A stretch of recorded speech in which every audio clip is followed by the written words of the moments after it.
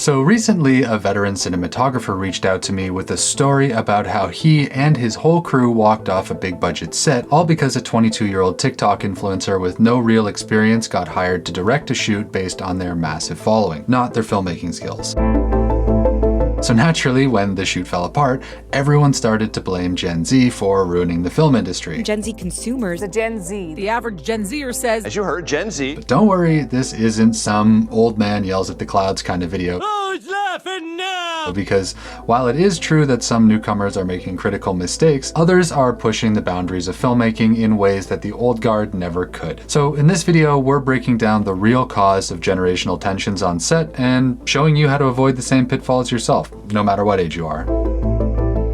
Before we go any further, let me be clear. This isn't a video about how young people are bad at filmmaking. That's just not true, and I'm not here to rant about the good old days either. I broke into this industry without training or connections, so I know that there's more than one way in. I've also run into more than my fair share of grumpy old-timers, so I know those attitudes aren't really helpful. And to their credit, Gen Z sees the future trends more clearly than a lot of people. Tons of young filmmakers are building careers in ways that actually reflect the realities of the modern market, and they're being incredibly smart about it. The industry's changing fast, and what used to work often doesn't anymore. So in no way am I saying that Gen Z just needs to do what people did in the 80s and hope everything will be okay.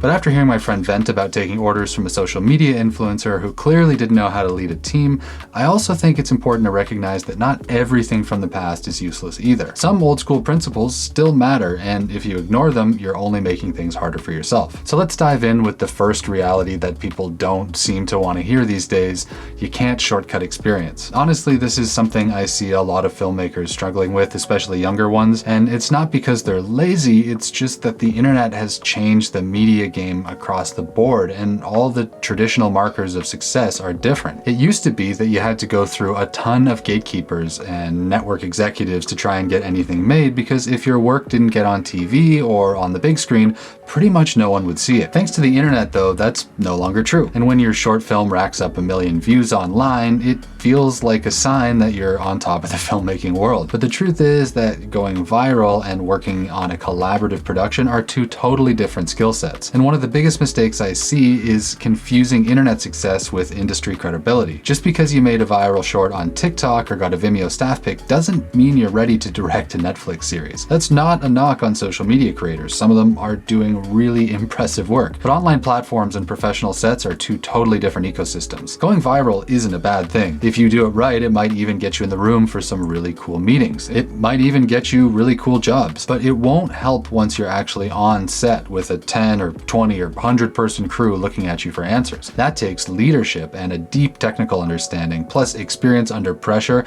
and a really strong respect for the whole collaborative process and what everyone brings to the table. I'm not saying you need to climb the union ladder or suffer for years as a PA. I mean, I generally wouldn't recommend that for most people these days, and I didn't do it myself. But if you jump ahead without having put in the reps, when the plan falls apart on shoot day, and it almost always does, there's a good chance you won't know what to do. And if you're working with a bunch of people who have years or decades of experience, they're just not going to be happy if you consistently make bad calls. Because here's the thing, filmmaking isn't just about having a vision, it's about solving problems in real time, under pressure, with a bunch of people watching. Things will go wrong. Equipment fails and locations fall through, or maybe your main character bails at the last minute. And in those moments, your ability to stay calm, adapt, and lead a team is what defines a real pro. If you've only ever worked solo or made stuff in your basement for social media, you might not have those built-in muscles yet, and that's okay, but it's something you need to develop if you want to play at a higher level. Credibility in this industry comes from how well you work with a team,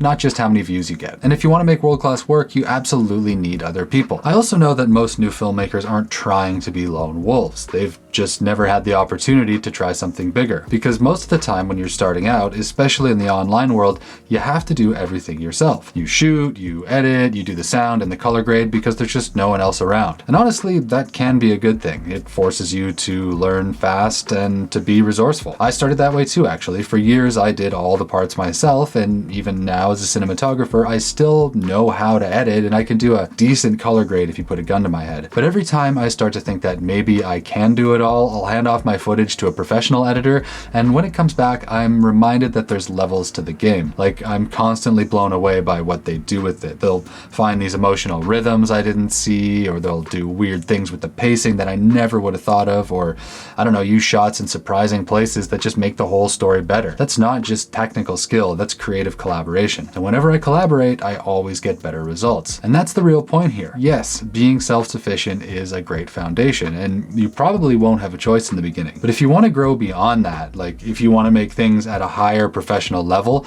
you have to learn to work with others. The best directors I've worked with aren't trying to do everything themselves. They're building strong teams and then giving those people space to do what they do best. So if you're serious about leveling up, it's not about proving you can do it all, because most of the time you'll do it worse than a specialist. It's about knowing when to let go and trusting others to take your work further. If you're part of this next wave of filmmakers, and especially if you're coming from the solo content creator world, I'd highly suggest finding like-minded people in your area and building up a network. Start looking for collaboration. Like, look for people who challenge you or who are better than you at specific things. It's not bad if someone else is way better at flying drones than you, or if their footage looks nicer, because you're probably better at something else. And if you're not, then that's cool too. It just means you need more time and practice. But either way, it's by combining different skill sets that you get great work. So just get comfortable handing off parts of the process and focusing on what you do best, because the sooner you start creating with others, the faster your own work will grow and the more respect you'll earn in the industry. So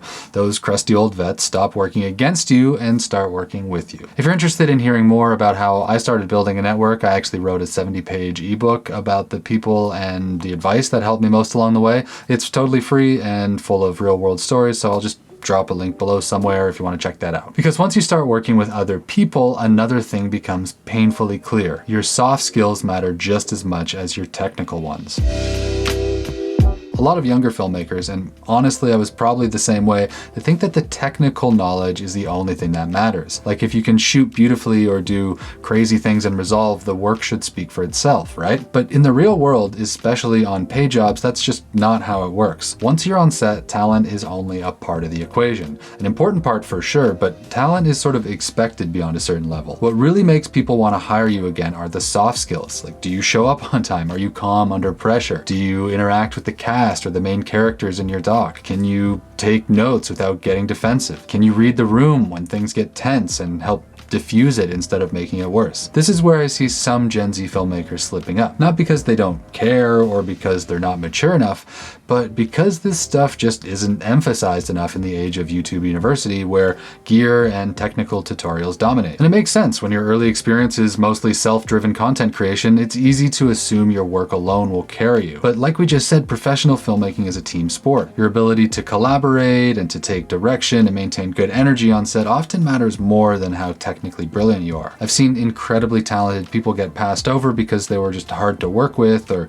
had a bad attitude or they couldn't collaborate. And on the flip side, I've seen people with way less experience getting a lot of work because they were reliable and professional and they just brought good energy. That's the stuff that keeps you working. And it's not just about how you act on set either, it's also about how people talk about you after. Like last year, I landed a big commercial job through a friend of a friend. Sounds crazy, but when she hired me, she never even looked at my work samples as far as I know, because there's literally nothing on my website that suggests I do commercial work. She hired me because someone she trusted vouched for me. That only happens when you've built a reputation for being good to work with, not just being good at the technical parts of the job. So yes, learn your craft and know your gear. Get really good at the nerdy stuff, please, by all means, but don't make the mistake of thinking that that's all it takes. The filmmakers who last are the ones who combine talent with emotional intelligence and good communication, really positive attitude, and the ability to be a decent human being under pressure. That's what makes you someone people actually want to spend 3 weeks in a van with. And that's why they'll keep bringing you back, even when you make technical mistakes, because I promise they will happen. And just to share one very embarrassing personal example, on a feature doc I did for Nat Geo years ago, I did the classic cut when you think you're recording thing. So for an entire scene at a drag racing event, all you'd see was the tail end of a nice frame, and then the camera would drop down to the ground and it would sort of film me walking with it for a bit. then it would come up with another frame, and right as it found and settled, I would cut the action again. I'm real glad you didn't get fired. I don't know if you've ever been there before, but it's the kind of stupid mistake that you can make sometimes when you're stressed, and the night was pretty much a write-off in terms of footage. But we moved past it, and I didn't get blacklisted. If I'd done the same thing while also being difficult to work with or rude to the people we were filming, I'm pretty sure that would have been a job ender. Trust me, this stuff matters more than you'd think.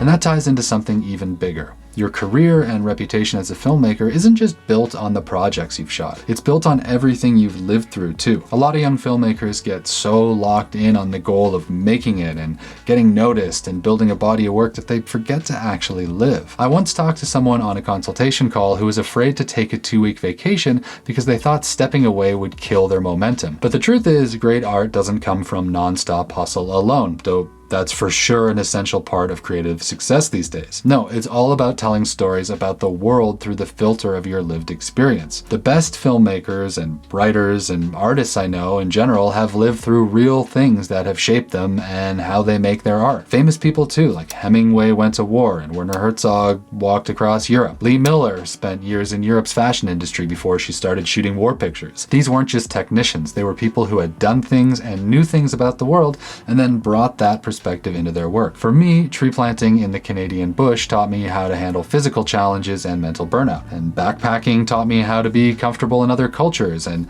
how to observe without judgment and how to adapt to things I didn't understand. All of that influences the work I do now in a really big way, even if you can't see exactly how. And I worry that that's what too many young creatives skip in the internet era, the life part. Now, Gen Z in particular has had it rough. They've been micromanaged by anxious parents, and then they got locked in by COVID during some of their most formative years. And these days, the news cycle just constantly bombards people with stories about how doomed the future generations are. They've grown up online, playing tons of games, and because of the ridiculous cost of living these days, they often have to stay home longer. Now, most of that is not their fault, but if you want to be a world-class storyteller, you have to find a way to actually be in the world. You have to go out and take risks and make mistakes and live through some crazy stuff. Like, it might be technically clean, but emotionally empty. And that's really the heart of it. Filmmaking isn't just about getting good. It's about becoming someone who has something worth saying. And that kind of depth takes time. Which leads me to the last thing I'm going to touch on in this video, and that's expecting things to happen way too fast. Because of this channel, I talk to a lot of early career filmmakers, and there seems to be some really distorted views on how long things should take. Like, I've been on calls with people who are devastated because they've been shooting for a year and haven't seen any big wins. But that's not how this industry works. I'm sorry to say it, but a year, 2 years, even 5 years, that's not a lot of time in the scope of a career. There's a reason pretty much all the Oscar winners for cinematography have gray hair.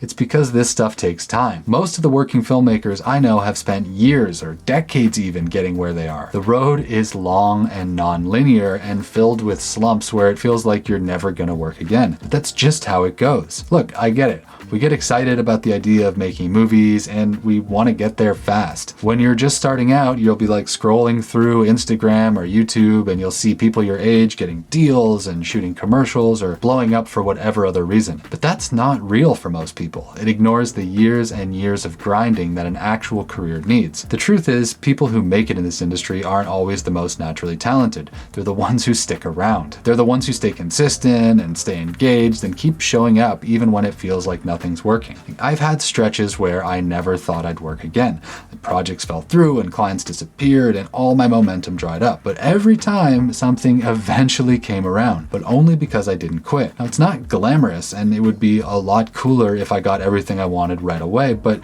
that's the reality of a creative career. Resilience is more important than early wins. If you can internalize that now, you'll be way ahead of the game. So here's where I'll leave things for now. The industry is changing fast. We all know that. I know it and Gen Z knows it too. The way people break in, the tools we use, the platforms we share our work on, it's all evolving. And for young filmmakers, that opens up a ton of opportunity. You don't need to wait for permission anymore. You can just build something from scratch right now, and that's incredibly exciting. But in the middle of all that change, it's really easy to lose lose sight of all the things that have made filmmakers successful for decades. Just because the path now looks different doesn't mean the fundamentals don't matter. You still need to know how to lead people. You still need to be someone other people trust on set. You still need to live a life that gives your work meaning and, more importantly, gives you something to say. The best filmmakers I know are the ones who adapt without throwing away what's timeless. So if you're early in your career, or even if you've been at it for a while, remember this. It's not just about being talented or getting noticed quickly. Stay open, stay collaborative, take risks, learn from people who've done it before you, and most of all, give yourself time to grow. Because if you can do that, like if you can balance where the industry is going with the wisdom of where it's been, you're gonna be just fine. And don't forget to use the link below to grab a copy of that 70-page ebook that's full of the life-changing advice that helped me most over the years. Because if it worked for me, it'll probably work for you too. Plus, it's free. See ya.